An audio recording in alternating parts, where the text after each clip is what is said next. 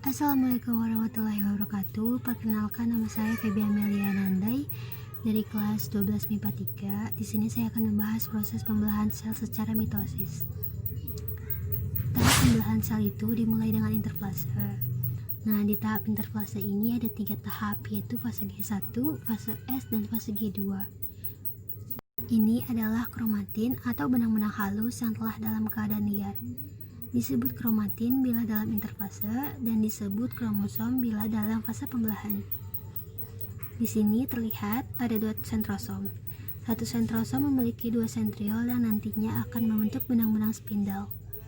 Warna kuning ini menunjukkan sel inti, berupa fragmen-fragmen yang masih menyatu. Lalu warna biru ini yang bulat, ini tuh disebut nukleus. Jadi fungsi nukleus ini ialah sebagai pembentukan subunit ribosom. Setelah tahap interfase adalah tahap pembelahan sel. Fase pembelahan sel secara mitosis yang pertama itu ada propasa atau propase awal. Nah, di sini itu terlihat adanya 4 kromosom diet yang diploid. Proses awalnya kromatin diet mengalami kondensasi menjadi tampak tebal dan memendek sehingga disebut kromosom diet atau kromatin. Setiap kromatin terdiri dari sepasang kromosom monad.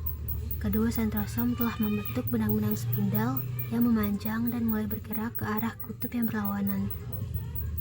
Nah, tahap selanjutnya dari pembelahan secara mitosis adalah kromosom fase atau krofase akhir. Di sini membran nukleus itu benar-benar telah melebur menjadi fragmen-fragmen terpisah di dalam sel. Kedua sentrosom posisinya telah berada di kutub yang berlawanan. Dan benang-benang spindle itu telah mengikat kromosom diet untuk ditarik menuju ke bidang ekuator.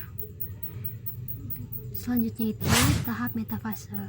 Pada tahap ini posisi 4 kromatin atau kromosom diet tadi telah tersusun sejajar tepat di bidang ekuator. Kedua sentrosom di kutub berlawanan yang membentuk benang-benang spindle inilah yang berperan penting dalam menggerakkan atau mengarahkan kromosom diet menuju ke bidang ekuator. Setelah tahap metafase, selanjutnya adalah tahap anafase. Dalam tahap ini ditandai dengan adanya 4 kromosom atau kromatin yang mulai mengalami pemisahan menjadi 4 kromosom monad. Selanjutnya, 4 kromosom monad ini secara bertahap akan ditarik oleh benang-benang spindle. Jadi sebenarnya pemisahan kromosom diet akibat benang-benang spindle yang memendek membuat bentuk sel mulai menjadi panjang. Tahap yang terakhir nih adalah tahap selofase, yang diiringi dengan pembagian sitoplasma, disebut dengan sitokinesis. Kromosom-kromosom monad dengan sentrosom telah berada di kutub yang berlawanan. Pada masing-masing wilayah kutub mulai dirangkai kembali. Benang-benang spindle oleh sentrosom tidak tampak lagi.